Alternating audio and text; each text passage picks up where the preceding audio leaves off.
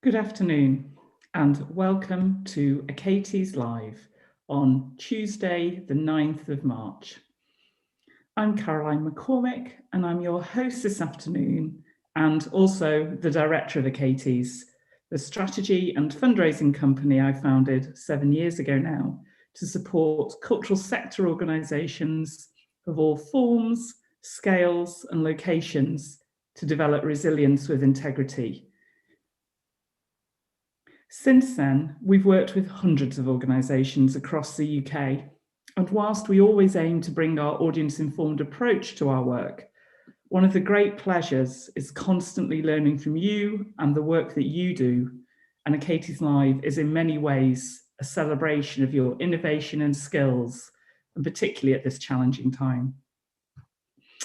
And as we all start to think about reopening our cultural buildings and creating opportunities for engagement and participation again, whilst approaching that may take some time for audiences and donors to fully re-engage, we thought a session on long-distance relationships, keeping donors close, that helped us think about this next stage in our donor journeys might be particularly relevant and helpful to you all.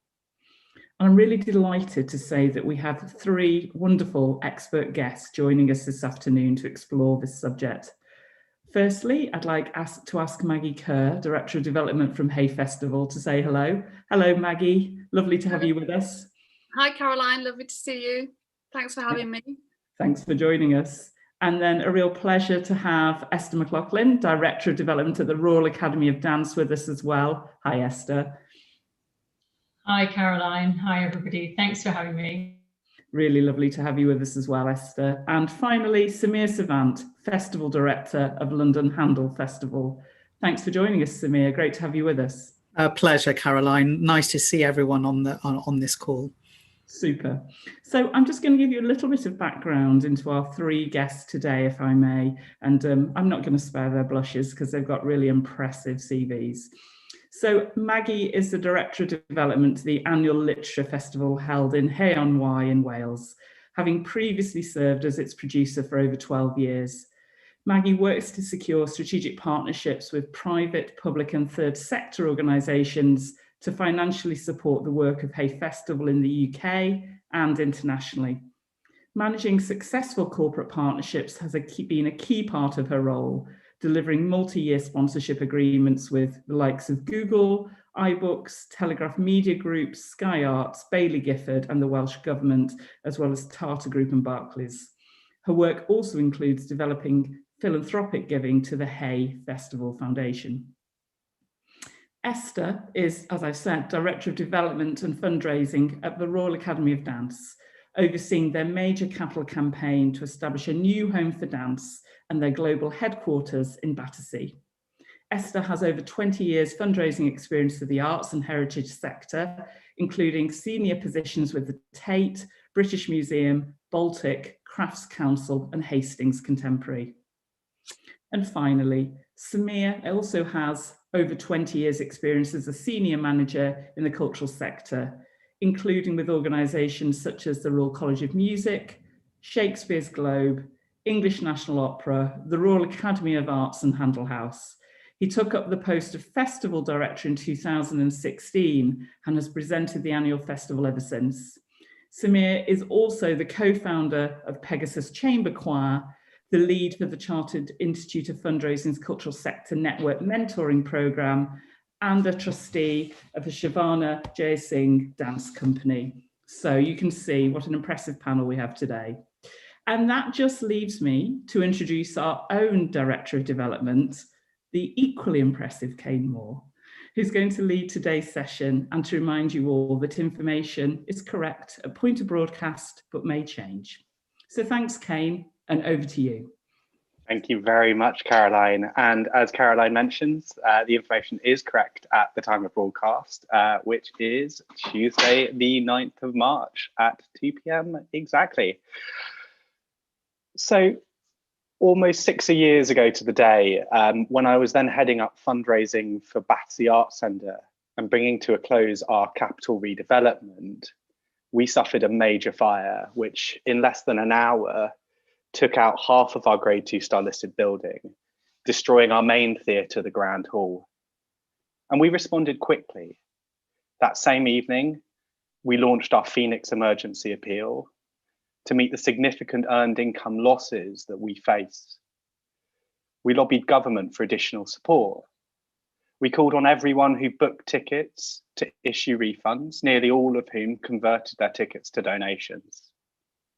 We moved to re-house shows in alternative venues across London, including at the South Bank Centre and at our local pub.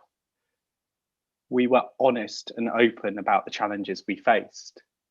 We spoke to nearly all of our donors on the phone, who offered flexibility about how we used their funding. We replied to every email offering support. And exactly a year later, we sent handwritten postcards to the nearly 3,000 people who donated.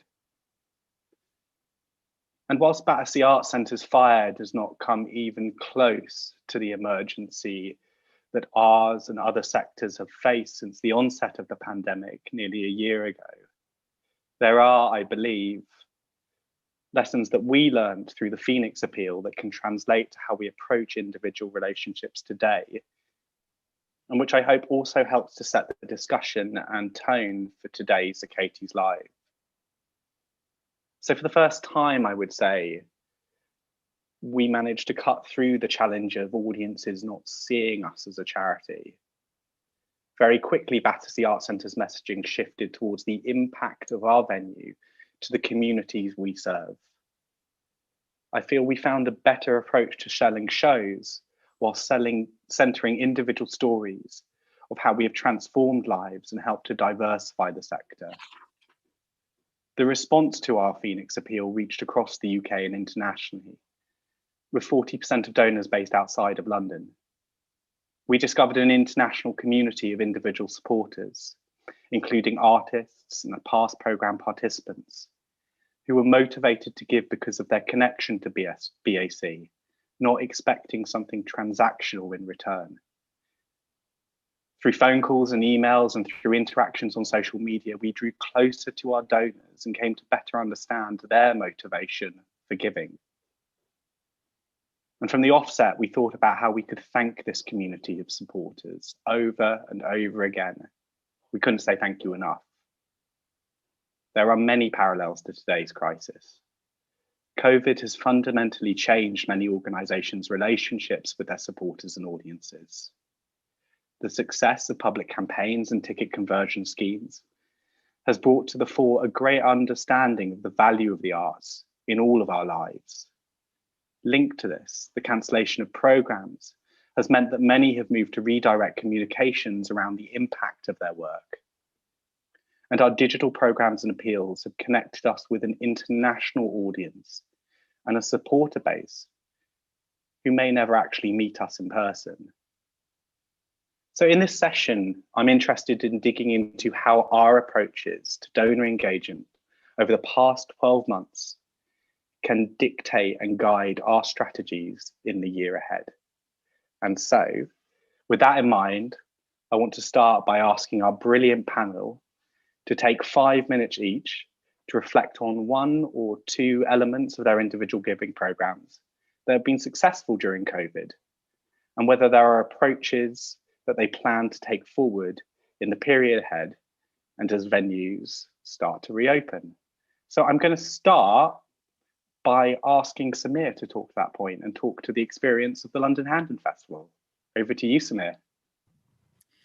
Thank you, Kane, and good afternoon, everyone. Great to see you all here today. So the London Handel Festival is an annual celebration of the composer George Frederick Handel, particularly his life in London, where he spent most of his adult life and wrote most of his important works. And I have to say, right from the outset, we're a tiny organisation. Looking at the lists of attendees here, you probably have fundraising teams larger than my entire team. But I'm here flying the flag for small organisations and saying we can be really successful at fundraising as well, and fundraising with meaning and impact. So my entire team is just me and one other person. festival director and festival assistant. And even the festival assistant was only appointed last week as a permanent role. So really, I've been struggling through this with myself, with the help of our board and a lot of trustees and part-time help. So bear this in mind. I'm going to talk about this a bit later. So in the middle of March, the fateful announcement from Number 10 that we'd all have to close, we were right in the middle of our annual festival. We actually had to cancel 2/3 of the events. And very quickly, I know Spectrix is on this call, so shout out to Spectrix. Spectrix came up with this device whereby we could convert tickets into donations, and we were a very, very early participant in that and had great success. In fact, 60% of our donors did convert. And the message that I want to take forward is that we actually had feedback that our messaging from the London Handel Festival came across as very authentic and meaningful and in the moment. So that's the thing I want to kind of take forward. And yeah, 60% of those donors converted to full or partial donation. And we were actually in the event able to pass 100% of that money directly over to our freelance musicians who had really suffered in the crisis. Like many of you, we've done Zoom events, we've done digital stuff on YouTube as well, and that's kind of helped us connect with an audience. But I think the really unique thing we've done, both in terms of our festival and in terms of our fundraising, is Messiah Reimagined. We present Handel's Messiah in Handel's Church in the heart of Mayfair on the first Thursday of every December.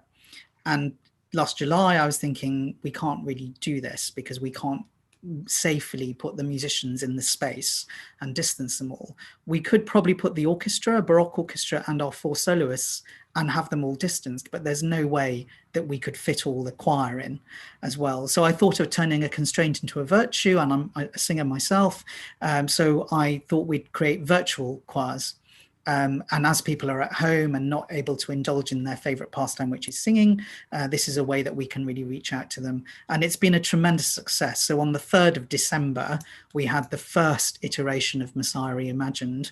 And we were in partnership with Classic FM, and it's been viewed by 258,000 people from all over the world. I mean, all the major English-speaking countries, most of Europe, but also the Philippines, India, Uzbekistan. I mean, really quite an amazing international range. And we're doing it again on Easter Monday on the 5th of April. We've got 15 choirs from all over the world and over 500 singers taking part and mixing that with the live performance from Handel's Church.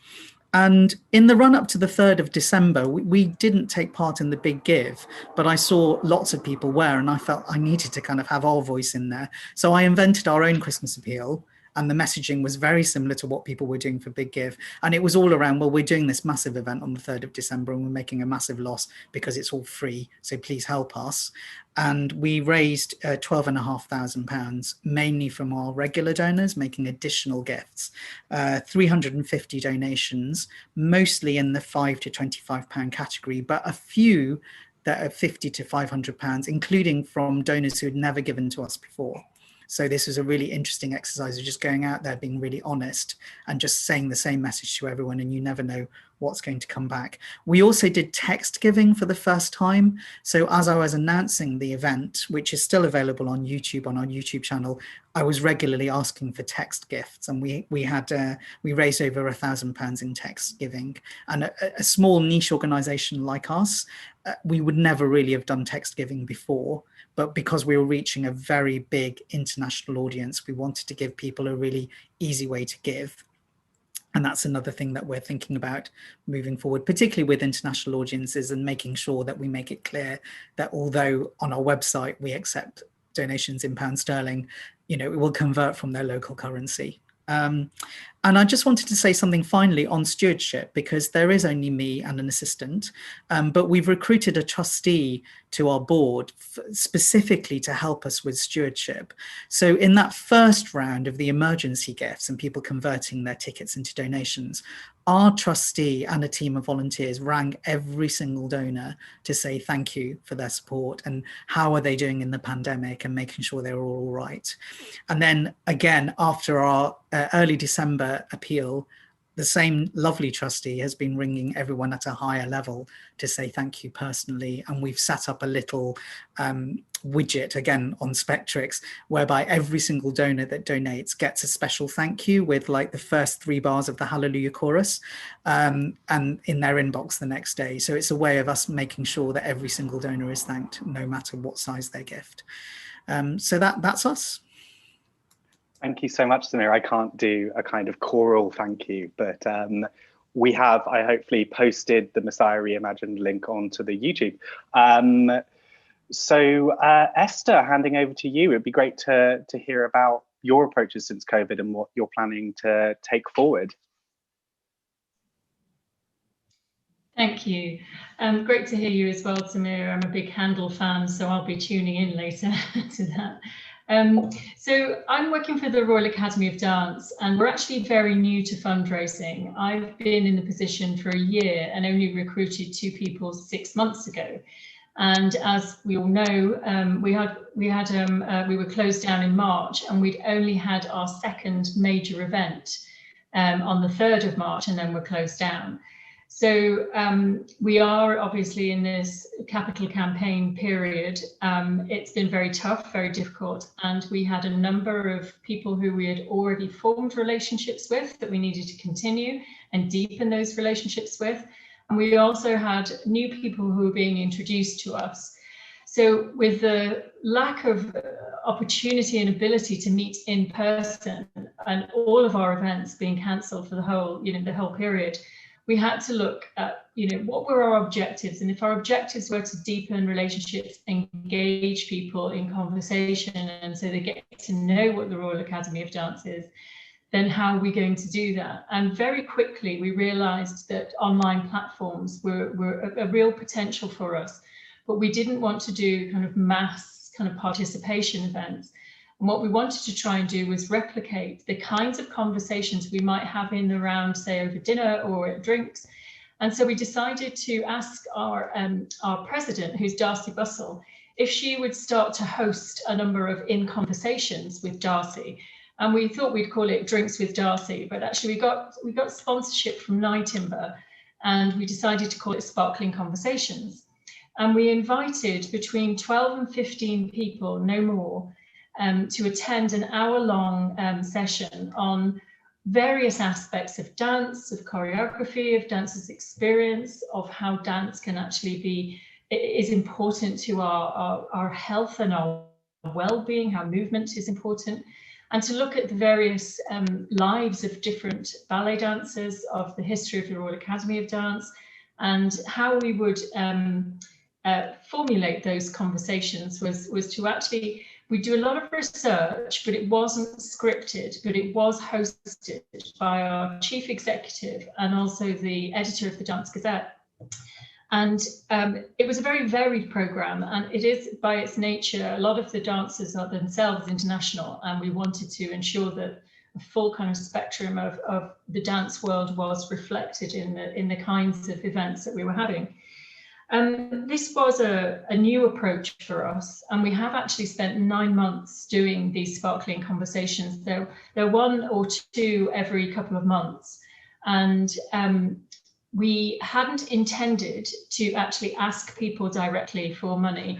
But what we did do was, after we'd had the conversation and tied it in with what the Royal Academy of Dance does, or how people were influenced by it, or have been taught by a teacher who's RAD trained, we also explained that in order for us, it's also our centenary, so in order for us to prepare for the next 100 years, we were moving to new headquarters, and we had 3.5 million left to raise.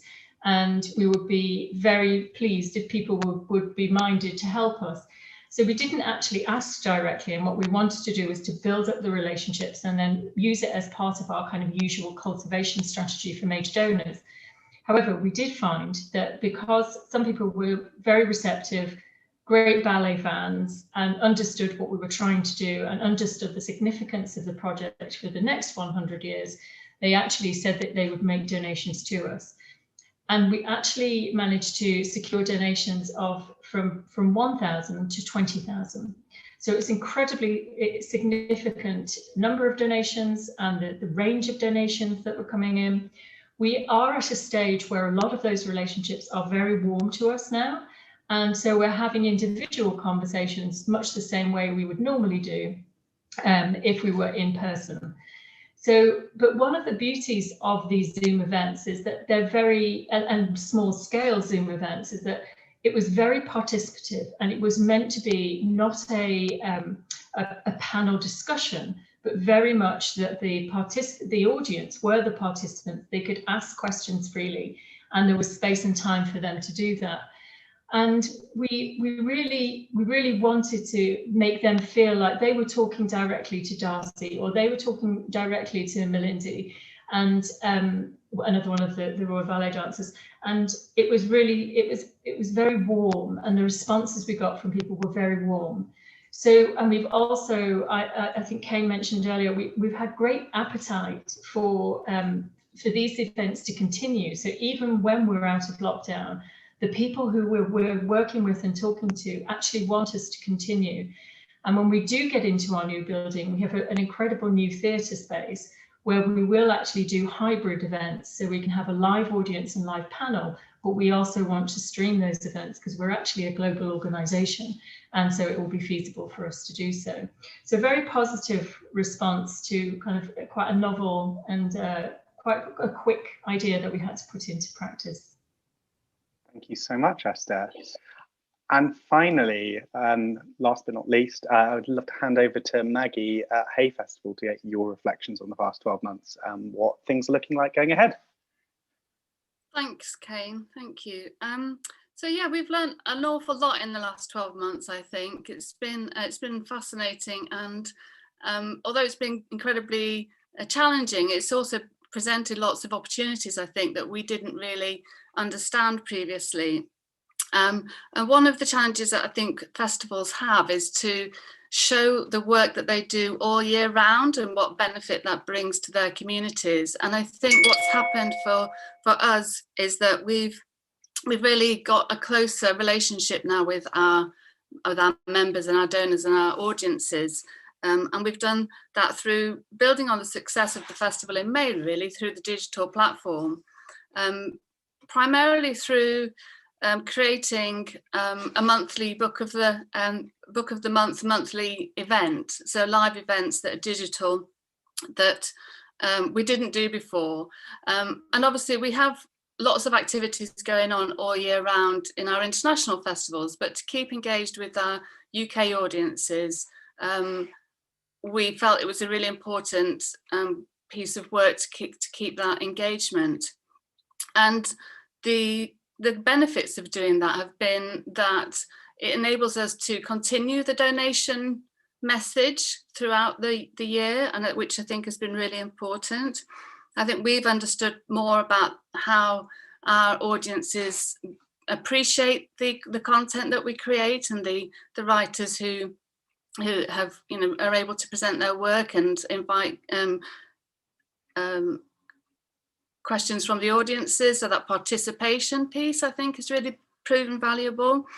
And then we've sort of made the most of being able to keep in touch with people to keep that donation drive going, and then use things like made gifts, if you like, of some of the content that was produced during the main festival. We've created transcripts from those sessions and created an EPUB version of some of the transcripts, which we've then been able to give as a gift to those people who donated, that we have contacts for. So that was, I think, as Kane was talking about earlier, the sort of going back and saying thank you to people and really acknowledging and being humbled by the support that we've had has been a really important part of our work, I think.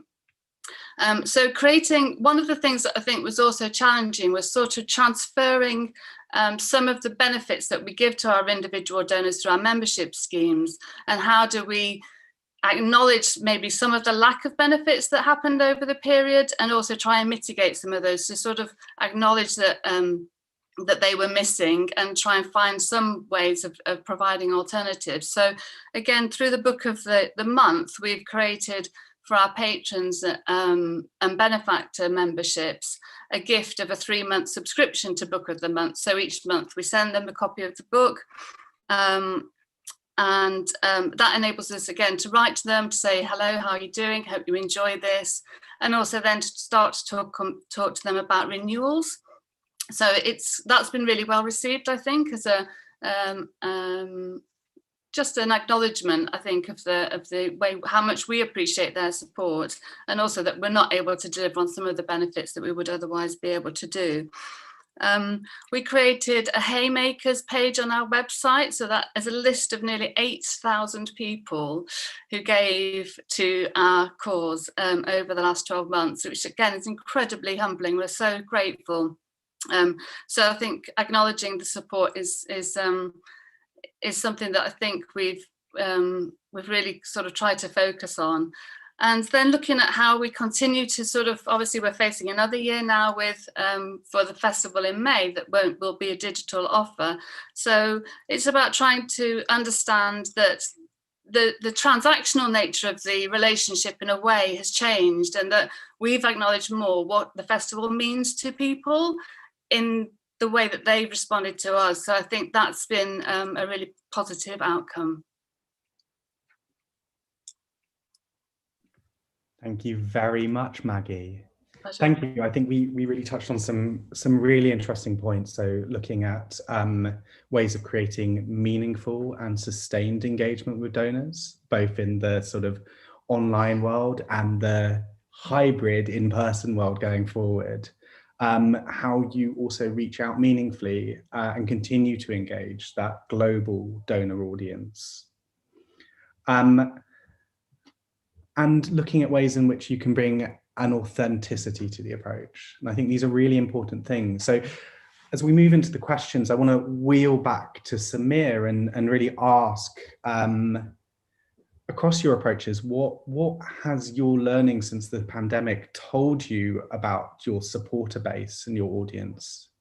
And how has that informed your thinking going ahead? I think the thing is to never make assumptions about who your audiences are. I've been really, like Maggie was saying, I've been really humbled and touched by the amount of people out there who do not want my organization to fail. And it's this kind of great British silent majority, you know, they're all coming to all our performances, enjoying our creativity. And you kind of hear from the super keen people, or more often than not the moaners, and it's that group in the middle that you don't hear from at all, because they enjoy what you have to offer, and they go home and they don't, you know, and they possibly support you, they possibly don't. And it's that group that have come out in force to say, we do not want the London Handel Festival to fail. We want it to carry on, and therefore we are supporting you. And it's kind of tapping into that kind of philanthropic side. I mean, I was worried about renewals this year. I mean, you know, last year I took as a kind of, right, okay, people are just going to give because it's an emergency. And I was worried about this year, particularly at the higher levels, because we have nothing to give people in terms of benefits. But, you know, a really kind of stereotypical investment banker that is a kind of one of our patron circle.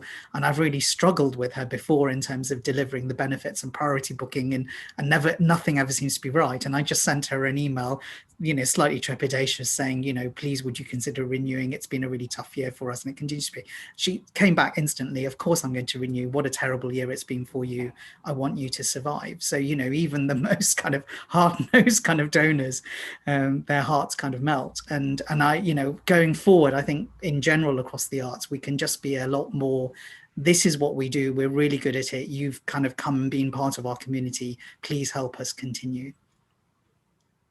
Thank you so much, Samir. Yeah, and I think it's so important. You can often put a lot of emphasis on focusing on that existing donor base and sort of forget that there is this audience and community of support that maybe doesn't fit the typical mold. I think that really came through in the Alva Attractions Recovery Tracker, that actually some of the people that were most philanthropically minded to give were sort of families and young people.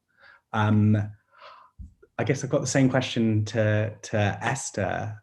What have you learned about your donor base, and how has that changed your approach? The 2 points really. One is our donor base is brand new. So, I mean, we're building a donor base in terms of capital and big revenue.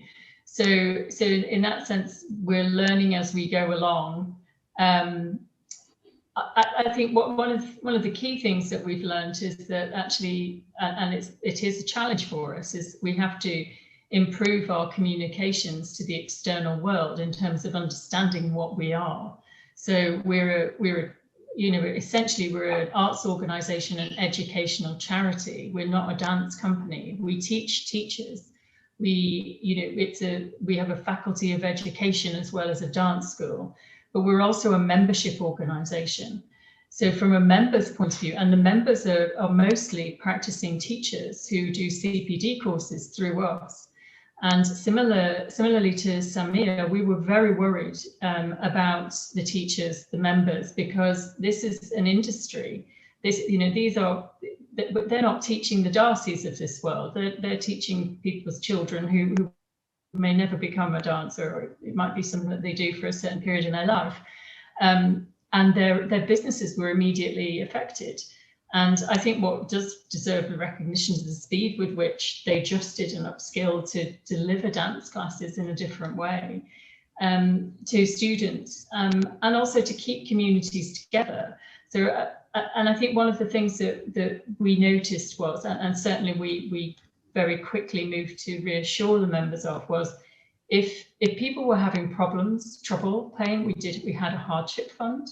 We created a new level of membership so that people who weren't actively teaching could pay us a lower level and still access CPD.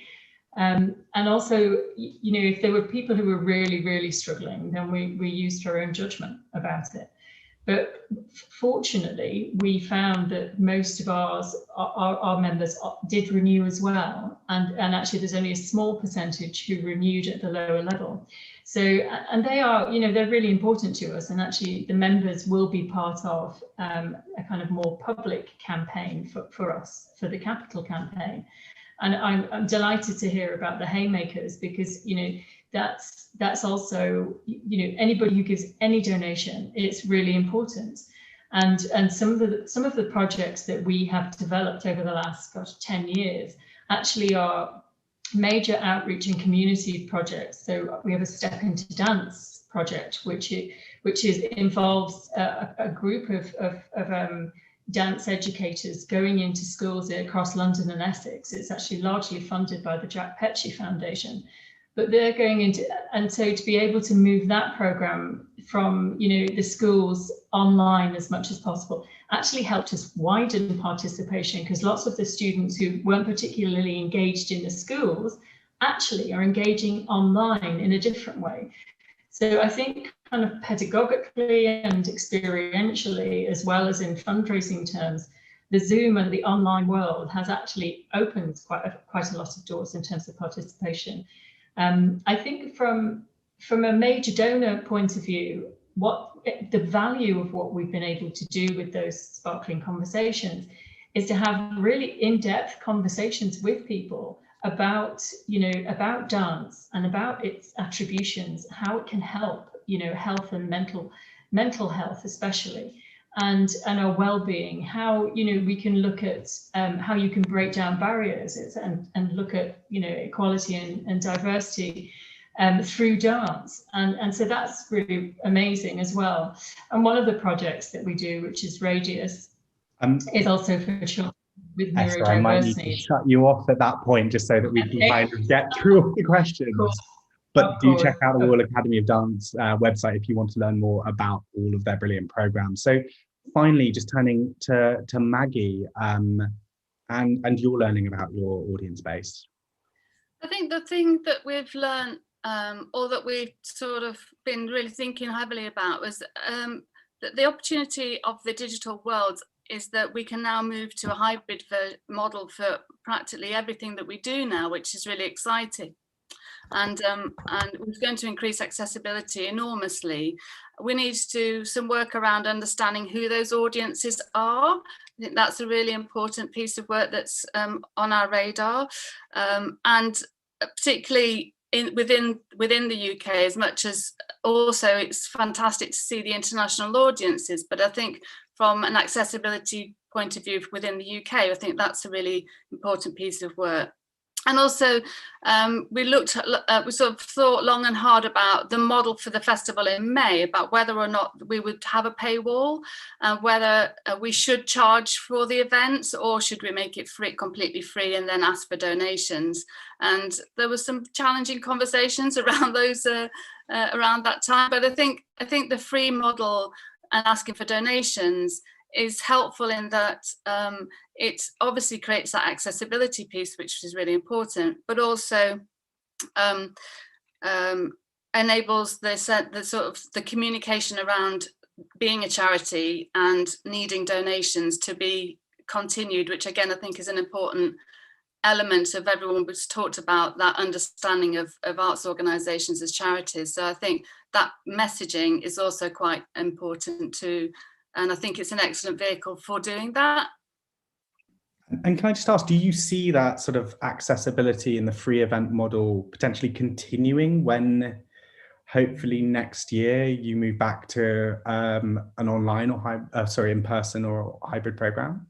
I think so. I think if we are selling tickets to the live event and then there is the accessibility, we actually have done streaming of live events for our schools days for about 5 years now. So that's been a model that we've enabled us to sort of react very quickly in the first instance. But I think it's an important part of being able to reach audiences that we wouldn't otherwise be able to reach. And participation at Hay there's lots of potentially limiting factors. The location of Hay and its rural location, its costs, it's expensive to stay, and accommodation and so on. So I think those are really, it's game changing, I think, in that respect for us. And I'd like to think that if we can get the funding in place and the right model, then our sort of the audience development work is going to be changed forever, I think. So long as we can sustain the online audiences, yeah. That's the next challenge. So, I mean, I think there's some really good point, like really great point about never making assumptions, and also just the kind of value benefit of online activity, whilst understanding the barriers that it can potentially create. It does also potentially open up a lot of opportunities. I'm just going to return to Esther now for our second question, just to ask, are we seeing a move towards a more philanthropic engagement with supporters overall, and how do we sustain and build on that? Esther? Yeah, can you hear me? Yeah. I think one of the hardest things for us has been the fact that not only are we doing a capital campaign, but in the scheme of things, the Academy was not seen as being a ballet company that was about to fall over or lose its funding. That it actually was viewed as, and because it has the title royal, everybody thinks that it actually has lots of money, but it actually doesn't, and it runs a very tight ship. And I think that it was quite difficult for us to, and it certainly involved a lot of education and communication around, actually, this is all of the work, all of the programs that we do, like I was referencing before, they all are done because we raise the money to do them. They're part of our work because they're part of our charitable objectives and our vision for dance, being, I mean, our motto is health and happiness, and it's about, it's wider than just dance teaching. And so actually getting the message across that we were an arts organisation that actually was also in danger of going under, even though it's a global operation that's been around for 100 years. I think everybody was teetering on the edge. And, a lot of our income comes from exams. We had a very good business model, comes from exams and membership. And membership, was a huge level of income for us. So we suddenly, we actually had to support our members rather than rely on them. And we were very fortunate in that most of them have renewed or continued with us in some way. We actually moved everything online very quickly for the members and made it all free as well. So in ways that we hadn't done before. And I think that actually explaining to people that, our work is extremely charitable, helped them understand that they needed to be more philanthropic towards us rather than expect a kind of transaction.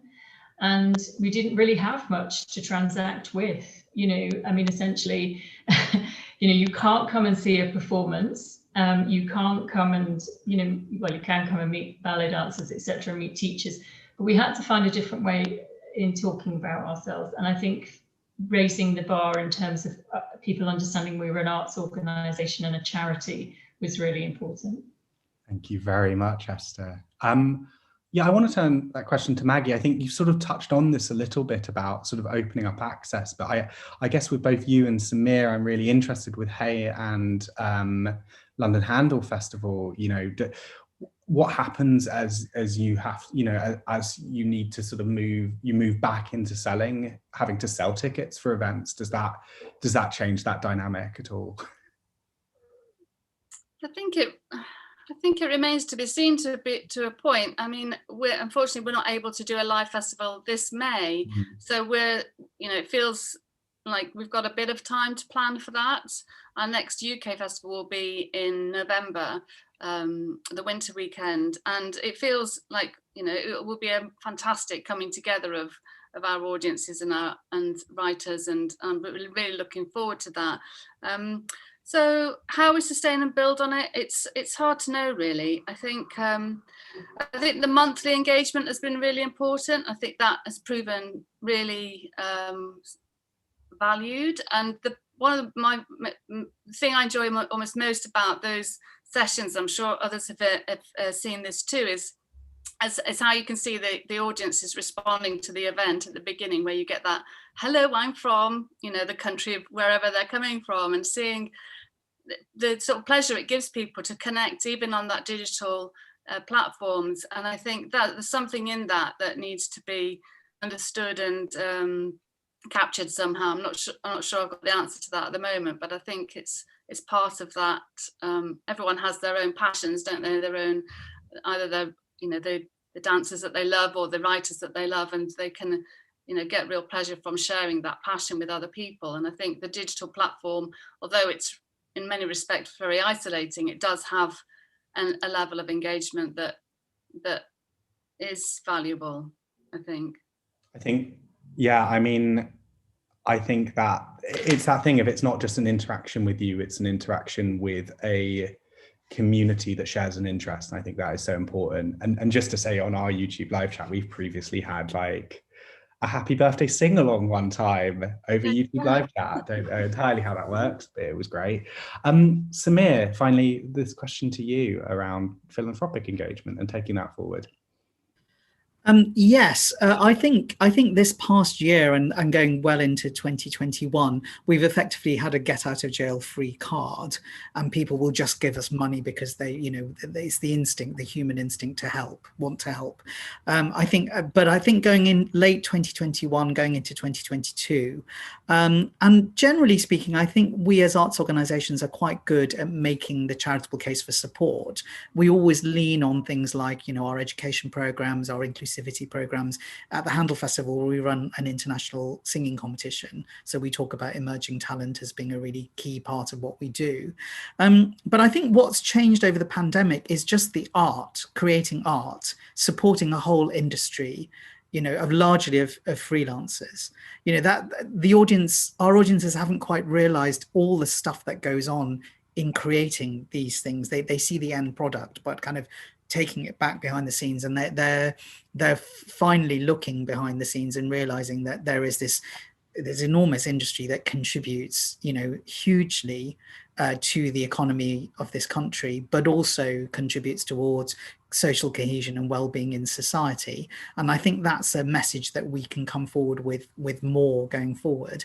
And on a practical note of taking care of people and looking after people. I mean, Maggie was talking about, with her major donors kind of sending books and stuff like that. And I'm sure this is what Esther and Maggie will be doing, because the sparkling conversations you will carry on, as you said, Esther, before, even when we go to live performance. So we're probably all going to go to live events and maybe stream some of that, and maybe we charge for the content. But one thing I think we can definitely do with our donors is, in the run up to a live event, having more digital events as well.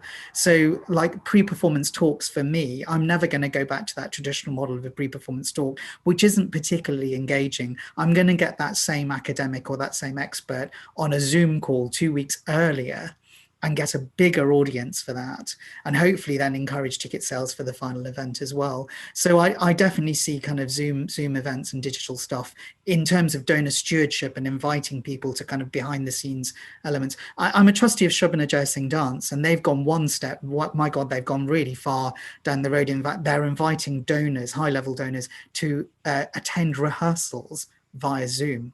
And that just would not have been possible in the real world.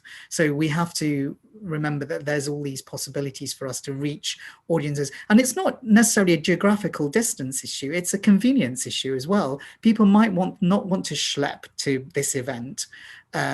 Maybe they're isolated geographically, or they're busy, or they live in quite a small community which hasn't got good public transport infrastructure. There's all these things, they've got childcare or caring issues, all this kind of thing. It's more convenient for them to consume your art form online than it is in person. So we ignore those audiences at our peril, and within that audience subset there is obviously the donors as well.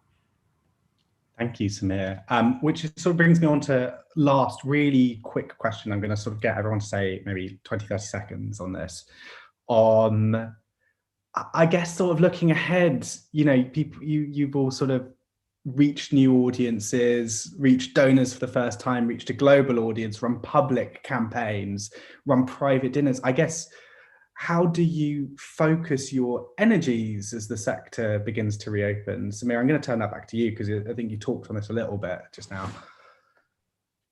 Well, in a way, when I did my public campaign at early December, it was a free wealth screen, because I was just going to everyone, all 5,500 people on our email newsletter list. And some of those people have given gifts of over £50 unsolicited, who'd never donated to us before.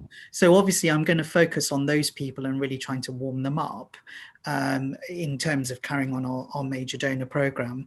But it with the kind of the broad brush international audiences, I think it's just fine-tuning the ask to make sure that the ask recognizes that people could be in different parts of the world, and that we are very much in the UK, but we're reaching them. So it's kind of like tweaking the messaging is going to be the most important thing for me.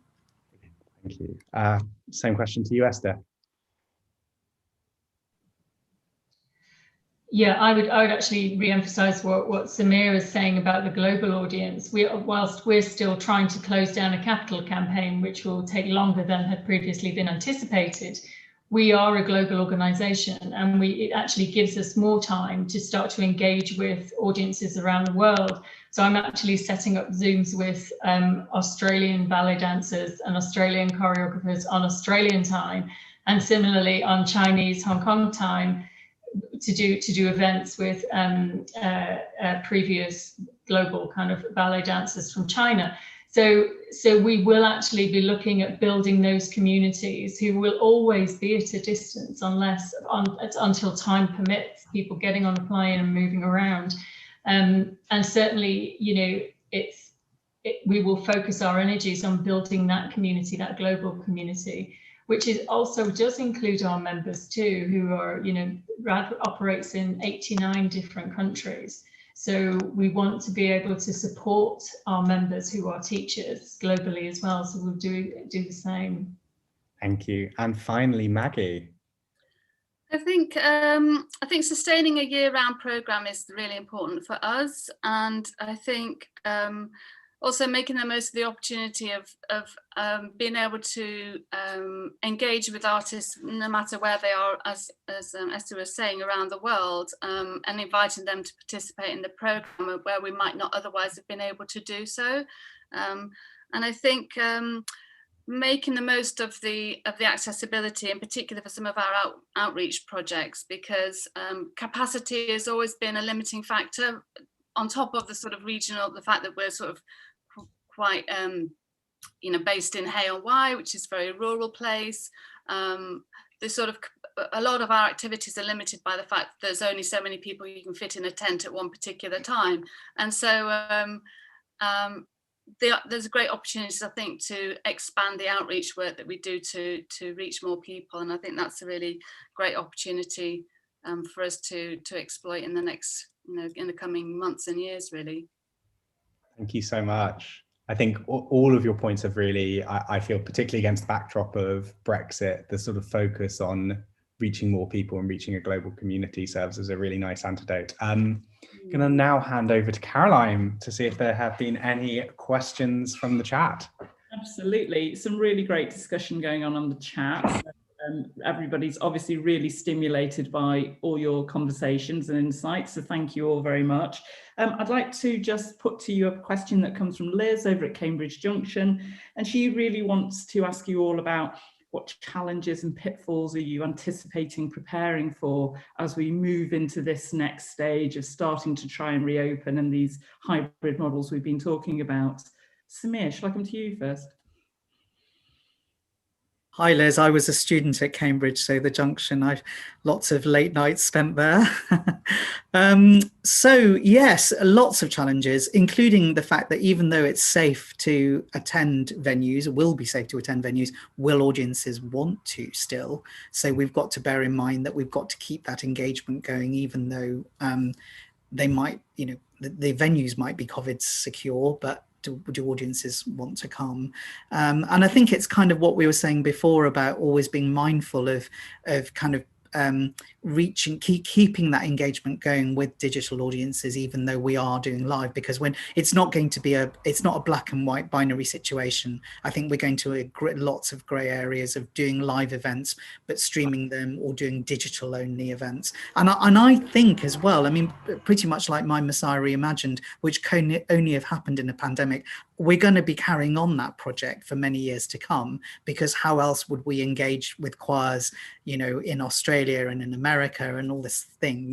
It's the only way that we could do that. So I think there will be this version of specifically digital art forms as well, and we might want to think about donors that want to be involved in that kind of activity specifically.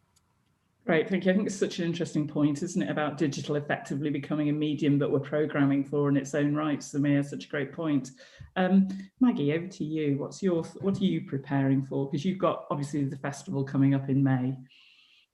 Yeah, I think it's about offering alternatives, isn't it? I think it's about saying this is what's happening now and this is the offer at the moment, but the offer will change, and we can be reactive to that, I think. And maybe as festivals by their very nature tend to be quite reactive, in the sense that there's always, it's such a, it's an event and it's in a moment in time, and you've got to prepare for it, and you've got to be able to be that sort of have that fleet of foot kind of personality in the organization, I think. So I think it's about keeping flexible, really, and responding to what people are what their needs are and how they communicate with you. Because like you say, even though there will be a demand for people to want to come back to live events, there's also going to be a resistance to it. And I think it's about making sure you don't leave any of those communities unheard, really, and try at least to hear what they have, what their needs are. And maybe you won't be able to address all of them, but I think it's about keeping those communication channels open. Great, thank you, Maggie. And I would suggest that fleetness of foot and responsiveness is one of the many skills that's made Hay the success it is. So I'm sure you're well prepared to do it. So you've got a global challenge. Tell us about what you're anticipating.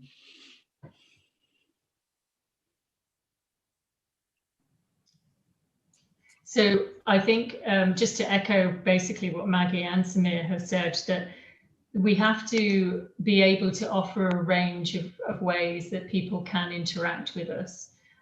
Certainly, even the existing audience that we do have, so that our newish donors, etc., they vary in age quite considerably, and some are much more comfortable than others in actually taking public transport, regardless of whether they've had a vaccine or not.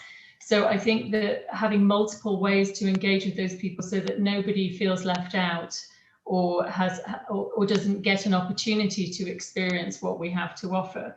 So, for example, we actually opened an exhibition at the V&A. It opened for 2 weeks, and then we were shut down again because of COVID. And now the hopes are it'll reopen again when we're allowed to reopen, but with a shorter run. But we know already that some people still won't want to go until, you know, COVID is much more under control. So what we actually did was to set up a sparkling conversation around the exhibition, and the V&A actually got their own videographer to come and film it for us so that we could use it. So we have to look at that kind of interactivity and future programming across a range of activities for our audiences. And similarly, that can now be shared globally. So we just have to be a bit more creative in our thinking about how we go forward with engagement. Thanks, Esther. And I'm delighted to hear that about the exhibition, because I know for the archive team over at Royal Academy of Dance, putting that together to mark the centenary has been a labour of love, and you have an extraordinary archive and collection. So I'm delighted to hear it's going to reach that broad audience. So I think just time for probably one more question from the floor, and that's really going to come from Jasmine, and she'd love to hear about your experience of pay what you can as a pricing model, and just really about what's worked and what hasn't, and whether you'll be using that, you think, in the medium term as a model. So perhaps I'll go around you in the same order. Samir, may I come to you again, if I may? We've not really done pay what you can or like a paywall thing for our performances yet. We've kind of wanted to be very inclusive. It's definitely something we're considering, but you know, in a way, we're kind of following larger organisations, National Theatre, Royal Opera House, seeing what they're doing and what kind of success they might have with it. But it's not sustainable. We can't carry on providing all this stuff free. Someone's paying the bills at some point. So I think I think that's going to be a great preoccupation as we go towards live events again. I think it's just a really important point that has to be made, isn't it? That it's a tool for a particular time, perhaps, and how that's integrated is to be considered. And Maggie, from your perspective? Yeah, so I think, like I say, we made the decision to go free, to make it free at the point of access, and that's worked really well. And what we've also done is it's free, and that you can rewatch events for about 24 hours. And after that, it goes behind a paywall. We have what we call the Hey Player. So it's an archive of all of the events from, I think there's something like 8,000 pieces of audio and video footage on the archive. And we've created an annual subscription model to access that. So and those subscriptions to that model have increased exponentially over the last 12 months. So we think that's a sort of a compromise between charging and having the free access, and that seems to work quite well. Great. So for those of you that have completely exhausted your Netflix subscription, you know where you need Hey Player. Absolutely. And Esther, from your perspective, it's a really interesting one, isn't it? Because obviously you've got this global perspective, but you've also got these real communities you're working with. Pay what you can, has that been important? And is there any elements of it you will retain, do you think? Well, again, we don't do very much of it, but what we did have was Darcy agreed to do a very special event for the members for, I think it was £6. So it really was incredibly inexpensive and mostly paid for the delivery of the event. And we did get extra donations on top of that. But I do know that from one of our trustees that they're aware of at least 2 different performances that were done as a pay what you can, and actually they increased the income rather than decrease. So people actually not only paid full price, but paid a bit more. So, but I take Samir's point that actually it's a risky business, and we do need to raise money in the future. So, but it's certainly something to consider. I think there's some really interesting analysis to come out of everybody's experience in this, and looking at the nature of their audience groups and catchment, and what the implications of that are. So thank you all for answering those. Kane, back to you. Oh, I need to unmute myself. Damn it. Thank you, everyone. Thank you to Samir. Samir, thank you very much. To Maggie and to Esther for joining us for today, and to Caroline for helping me with today's session and to introducing it and fielding questions and looking after the chat brilliantly alongside our colleague Rose. Nothing really remains apart from to tell you two things. Firstly, thank you to everyone who contributed to our 21-22 COVID Business Recovery Tracker. We will be sending a short update, a short report, 2-page thing, not a long, massive document in the next 2 days, just highlighting some of the findings from that report, which we hope will be useful in understanding the trends around organizational development, around fundraising, around staff capacity, over the last 12 months, and how those may inform your plans going forward. Also, our next Achates Live will be taking place next month on Tuesday. I think it's Tuesday the 13th of April. That's completely right, Kane. Tuesday the 13th of April at 2 p.m. and we'll have a focus on corporate giving. So we look forward to you joining us back here then. And I just want to say a big thank you to all of you for joining us today, and we look forward to seeing you next month. See you later. Bye.